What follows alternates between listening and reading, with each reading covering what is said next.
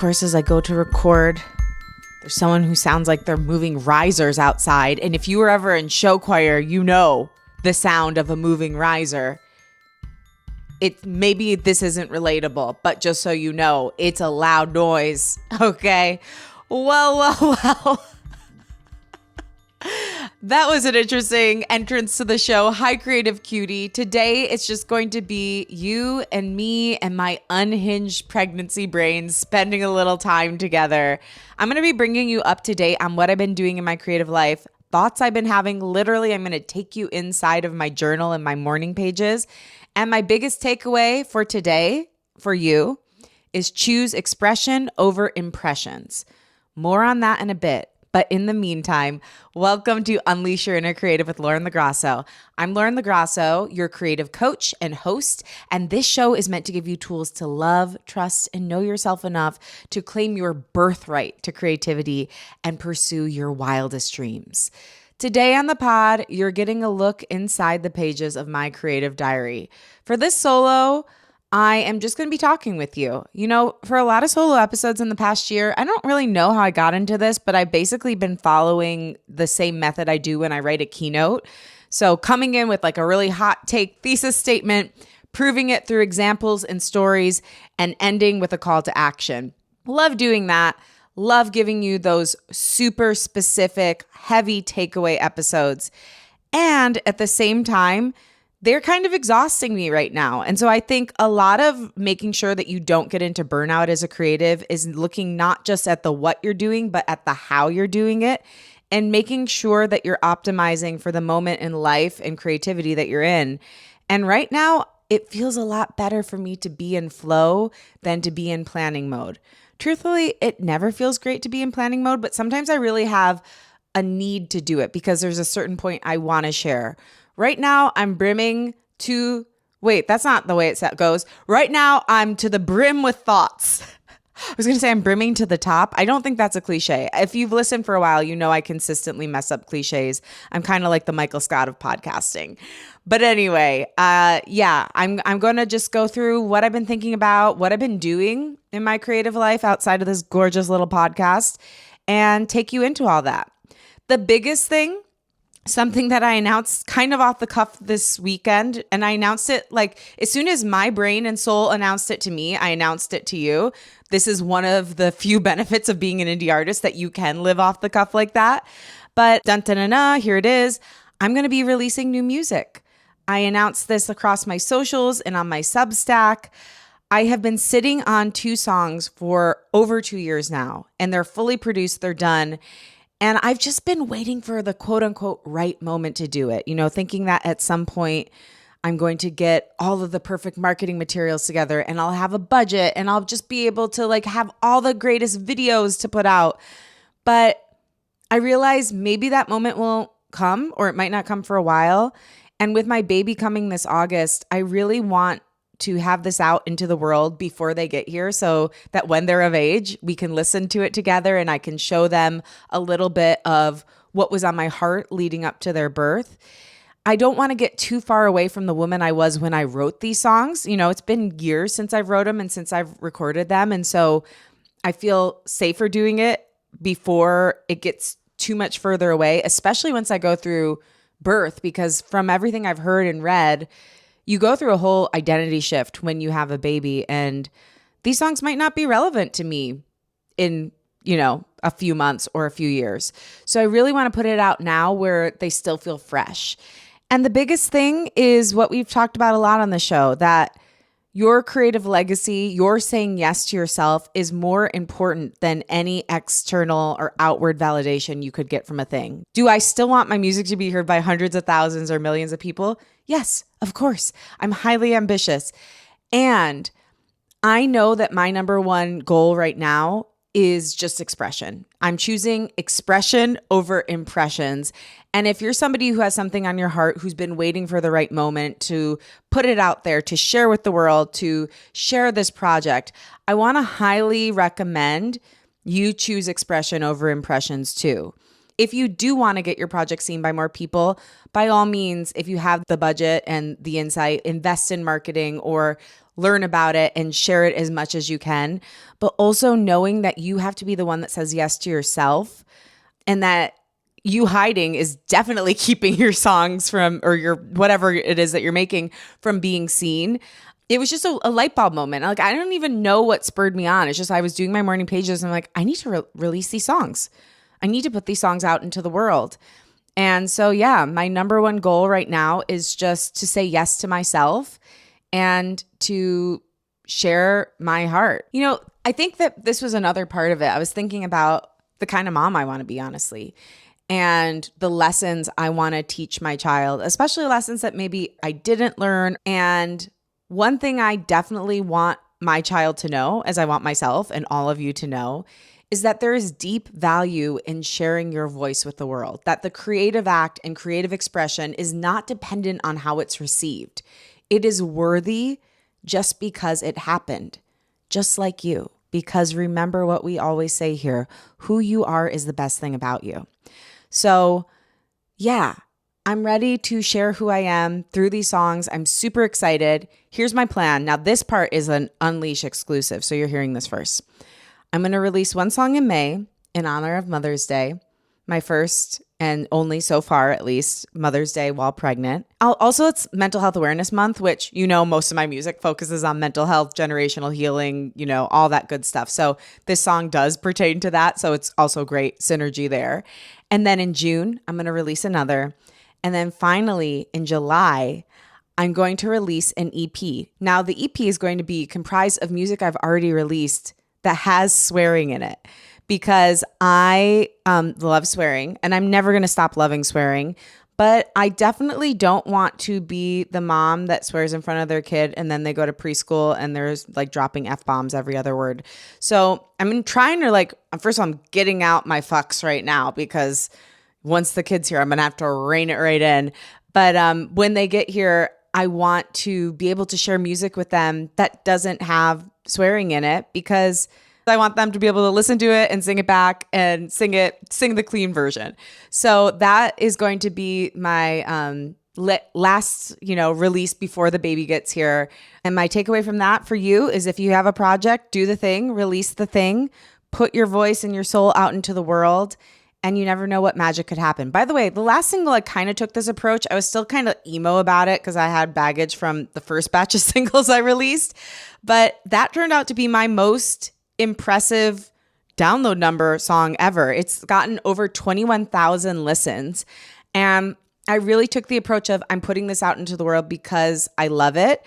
And it has run circles around the, download numbers of all my other singles so far. So putting things out, I always say the energy behind something matters just as much, if not more, than the work itself. And if you can put something out from a pure intention and really come at it from a place of joy and self-support and love, magical things can happen even when you don't have all the right marketing pieces in place. So just keep that in mind as you go to release your projects. And I will too.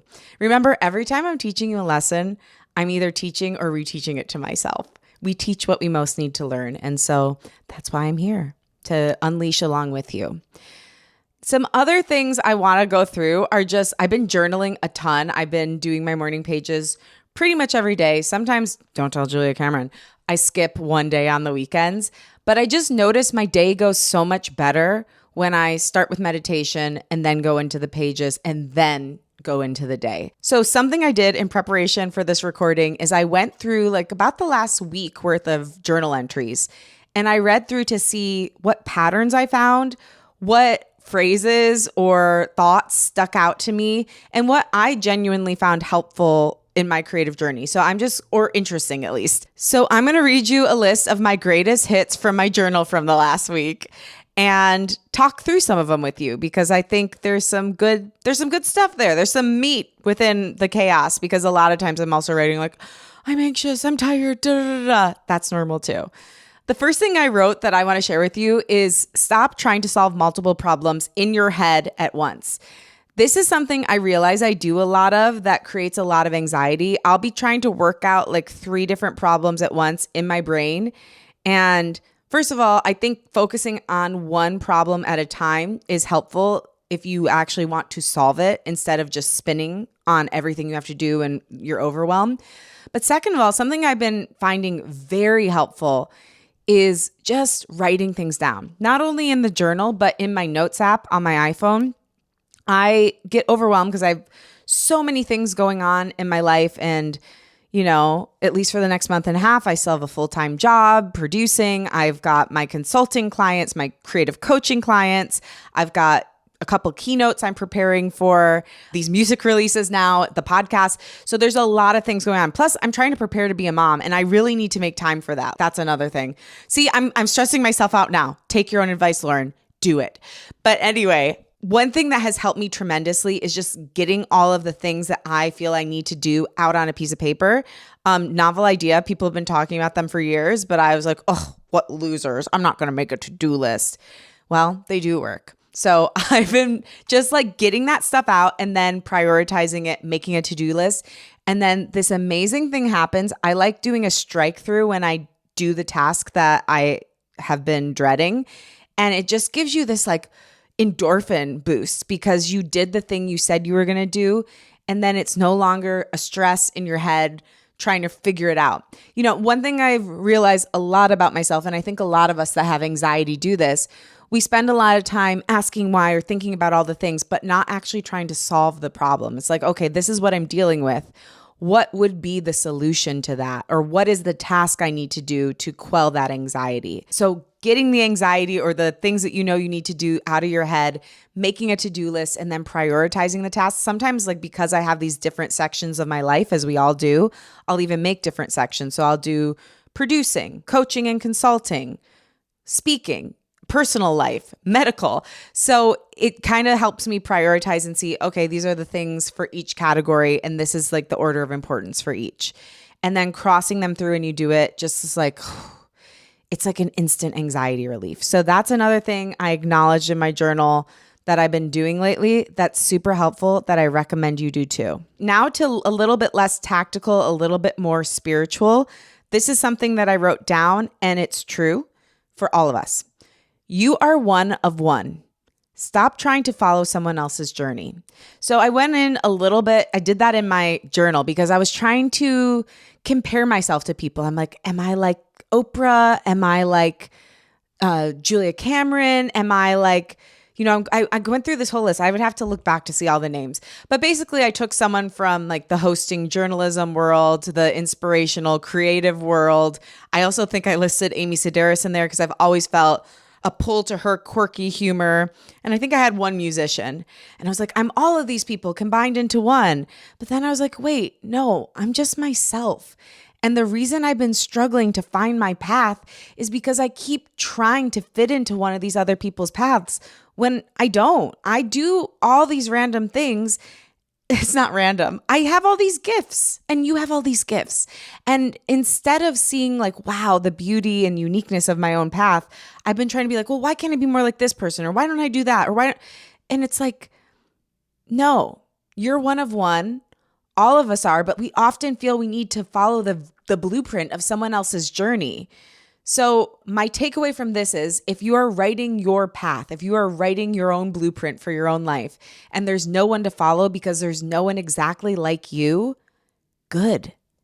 You get it now. You finally realize that no one has walked your path before. No one is like you. You are one of one and no one ever will walk your path because you are the one that's got to do it. And you're perfectly equipped to create your own road. And if you're not taking all of your talents and all of your goals and all of your uniqueness into account, it's going to end up falling flat because you're just trying to like copy somebody else's path or fit into somebody else's path when really you have to forge your own and make your own creative journey.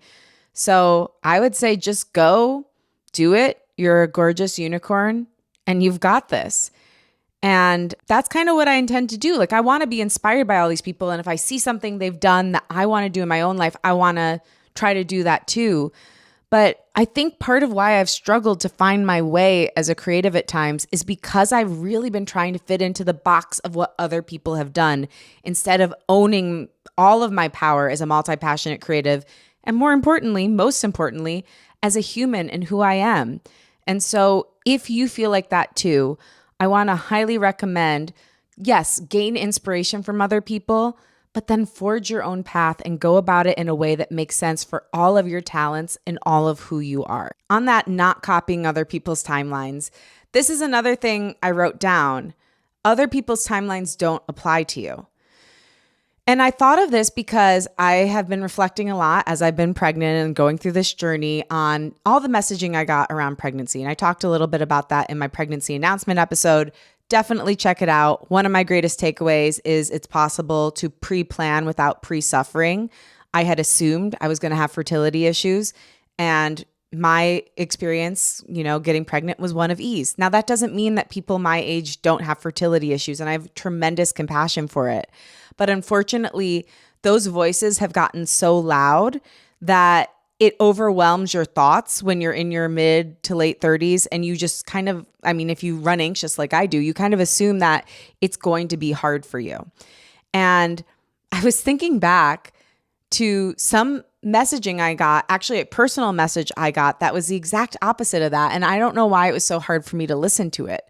But I had a reading with a Vedic astrologer about 2 years ago, or maybe it was longer. It might have been like 3 years ago. And she said to me, you have children in your chart, but it's going to be much easier for you to get pregnant after 35 or 36 because of your specific chart. And that is so interesting to me. And listen, obviously she's not like a medical person. She's speaking off of her personal opinion based on my astrological chart. But isn't it interesting that the exact opposite of what they tell you, which is you have to try to get pregnant in your 20s. That's when you're most fertile. And listen, I'm not like denying science here. Like, I know that's the prevailing thought process and like what tends to be true via scientific evidence. But you have no clue what your timeline is. And according to this woman, and I have to believe she's right because I never got pregnant or even had a pregnancy scare before I actually was pregnant, which happened at 36. So according to this woman, that was what was meant for me. And who knows if something else that supposedly should or usually does happen easier in a younger timeline or even an older timeline couldn't happen for you right where you are right now. So I just really want to encourage you, yes, listen to other people's stories, prepare as much as you can, but also know that you're on your own path and nobody gets to tell you your timeline except life, really. And nobody knows it but you, your intuition, your relationship with a higher power, if you have one, and what your life ends up telling you through what happens. Just don't buy into anyone else's negativity or small-mindedness around what you can do and when. Okay, here's another thought that I pulled from my journal, and I have like 5 or 6 more, so buckle up, baby. This is something I wrote down, and it's true. Business is crazy because you're chasing down maybes. I have realized as I'm starting to create the pipeline for my business, I'm getting new podcasting clients, new creative coaching clients, new consulting clients, and speaking gigs, and it's all very exciting. And I'm taking lots of discovery calls where me and a potential client are deciding if it's the right fit. And it's just so wild because in all of these meetings, you're putting in your time, you're putting in your heart, you're creating proposals, and it's all a big question mark. And I find part of that really exhilarating. Like, ooh, I kind of like having to like sing for my supper in this way because you don't know what's going to happen. And like when you're working a corporate job or when you're working, for a company, it's typically like every meeting you kind of have a gist of what's going to happen. But it's just so wild. And I'm writing this down because I'm like, yeah, you're chasing down maybes and that's the way it's supposed to be. And like your job is to turn them into a yes. But the question mark of it all, it's something I'm definitely going to have to build my nerve around. It's nothing that's bothered me before. I actually like have a pretty good conversion rate, which I'm deeply grateful for. But I want to make sure as I'm going into full-time entrepreneurship, which will be in May, that I continue to have the breeziness that I've had as I've had this full-time job income, backing me up. So just something to continue to think about. And if you're an entrepreneur, you know what it's like chasing down maybes, but then turning them into yeses. This is just funny. This next one that I'm going to read you. Okay, here's the next one. Perhaps this week is the week I finally get my shit together. Oh, honey. I love that. And I think I do have hope for that every single week. And I want to start to have compassion for the fact that I am a person who always sees where things could be better and more beautiful and more passionate and creative and exciting. And it's okay that it may never be done. Like, I feel like I have to get every single thing in place for everything to be okay. And maybe everything is okay all the time. Like, nature isn't perfect. So, but it is in its imperfection. And so I punched the desk. And so why couldn't I be, why can't having a little messiness be okay? I kind of think in this next phase of my life, especially going into parenthood, I'm going to have to build compassion around messiness, especially my own messiness, and around things not being solved. Like, I'm always trying to close the loop of anything in life. And when it is a question mark, like the thought I had before, it stresses me out. But maybe that is one of the great points of life, or the great lessons of life, is to be able to sit in the discomfort of the question mark and know you're still okay, even when you don't know the right answer, quote unquote. So perhaps this is the week I'll finally get my shit together. Probably not. But either way, can I learn to love myself through the mess? Okay, here's another little ditty I wrote down. Freedom and security. Can you have both? Yes, I want to prove it through the contents of my life. I had a big block to jumping off into a creative path, into entrepreneurship, because of two things. I was denying the fact that I wanted security, and that the feeling of jumping off scared me because I really enjoy security and I enjoy being able to support myself, especially as someone who the first 4 years I lived out here was very economically unstable and worked really hard, but like didn't make much money. And I mean, it was longer than that, but like at least once I got a job, I knew where my next check was coming from and it was steady and I had benefits and all that. But leading up to that, it was pretty unstable. I was working 3 jobs. I, was just scraping by while pursuing my dream. And I think that all affected me more than I thought. And that like the feeling of security of having a full-time job, of working a corporate job, of having a paycheck every 2 weeks was like simply intoxicating. I must admit, it was wonderful. But there are ways that you can set yourself up for that while being an entrepreneur. I mean, of course you can't control everything, but also when you work for someone, you can't control everything.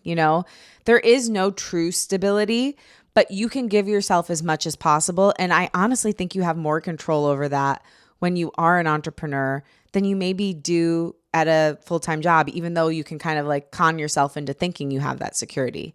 If you've saved correctly and you have enough like funding going into it, which I thank you to my former self and current self have been saving to take this leap.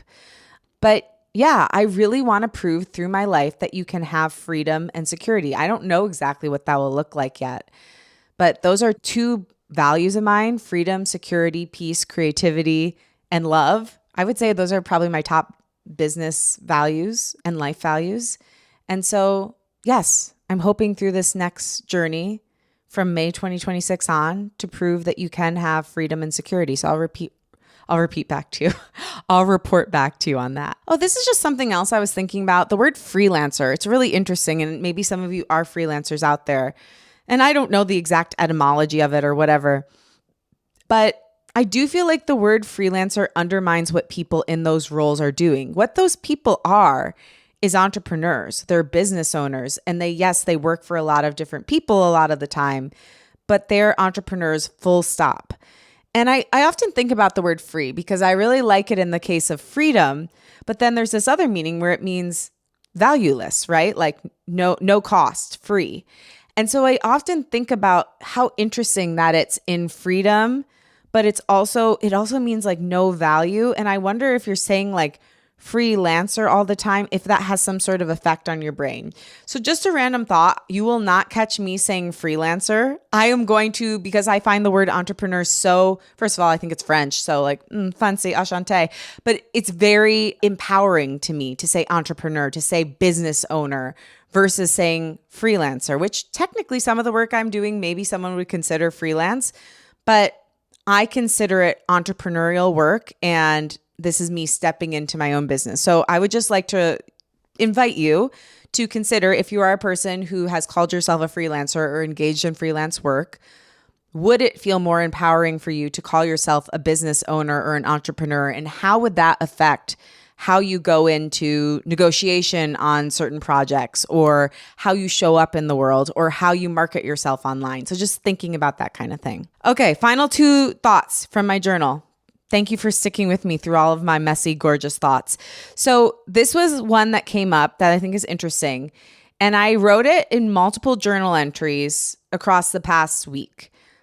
Go for every big guest on the podcast. Stop being afraid to reach out for people who you think are too big for you. I'm obsessed with all my guests. I want to be clear. I've gotten into a habit where like there are people that'll come to mind. I'm like, oh my God, they're amazing. They'd be perfect for the show. And then I'm like, oh, they wouldn't do the show. They're too big. They're too famous. Da, da, da, da, da. And I think partly because of that amazing episode we did last week with Carly Valanci about the power of reaching out and sending emails and just asking for what you want and how beautiful that is. I've been really inspired, and I've actually been reaching out to people, and it's been amazing. But I've been really inspired to start asking for more in life and in all areas of my creativity. And I do want to have some guests that could bring a different perspective, that are at a different level, that could bring greater visibility to the show. And so I'm going to start making myself uncomfortable and reaching out to guests. And I also like want to realize, just a pep talk and kind of coach myself, which I've been catching myself doing a lot. And I think we should all be coaching ourselves, is, this show isn't like a schleppy little show. It's a 3-time Webby Award winner. And I think we can all get in our own way and like talk ourselves down and make ourselves cower and think we're less than we are. But I gotta say, babe, it's time for us all to own it. If you've done something you're proud of, if you've got something you're proud of, if you've got a great product, put it out there and someone's going to say yes to it. So, I mean, I've had the greatest guests. I mean, I've had Julia Cameron on 6 times. Like, I'm blessed, have had incredible people, but there's some people I genuinely do. Like, Julia came to me, which I was very lucky with. But there's some people I'm like really holding myself back from reaching out to, or some people that said yes, but then it kind of never worked out. And I'm like, oh, it's just because, they didn't really want to come on. It's like, oh, just shut up about it. Like, stop protecting yourself. I'm talking to me. Stop protecting yourself and just ask again. Like, they were busy. Or if they're not, they never said, no, I'm never going to do your show. It's just the scheduling never worked. So anyway, pep talk to myself, go for every big guest on the pod and all the little ones too. And just anyone who has a great story. But like, I want to stop holding myself back from opportunities because I'm telling myself I don't deserve it or something. It's just not true. And yeah, the right people will come. And this is a final thing, and it's call to action for you. But if you listen to my podcast or have listened to it throughout the years, would you please reach out to me and let me know? Sometimes podcasting can feel like you're shouting into the void. It can feel like kind of not thankless. I mean, I hear amazing things from you all the time. I've met people who like quit their, day jobs and went off into a creative project, or who said this got them out of a very dark time in their life, or this show has gotten them out of a rut. I'm so grateful every time someone reaches out. And also, sometimes I just want to or need to hear it a little bit more. So if you could, please reach out on Instagram. It would mean a lot to me, actually, if you would leave us a rating and review and tell me what the show has meant to you. If you would go on Spotify and leave a comment, you can click the episode and then like write a comment from your Spotify page. But just let me know what this show has meant to you, why you keep listening, how you found it, anything that's pertinent, and will put a little pep in my step to keep going. I think we all need our flowers sometimes, or just recognition and someone to hold a mirror up for you. And it would mean a lot to me if you have been a creative cutie over the years or the past few months, or just a brand new one, to hear about how the show has affected you, things you want to hear more of or less of on the show. and just how it can best serve you and your thoughts. So if you would be willing to do that, it would mean a lot to me. Reach out at any of those platforms. You can also email me, unleashyourinnercreative@gmail.com. I appreciate you, but it really would mean a lot if you left a comment or a rating and review, because those, I will read them all, and also it helps boost the show. So thank you for coming into the creative ramblings of a pregnant woman and woman on her creative journey. And I just adore you. I'm grateful for you. And I hope you'll come back next week. I have an amazing interview with a woman named Terry Weinberg. She's one of the producers of The Office. She's a new friend of mine, and she's just a badass. Like, she's going to teach you a lot about how to never say no to yourself, how to age into power, and the power of being an outsider, and also just great office lore. We talked about The Office for like 20 minutes. It was amazing. So check that out. But in the meantime, have the most beautiful week. I love you and I believe in you, and we'll talk next week.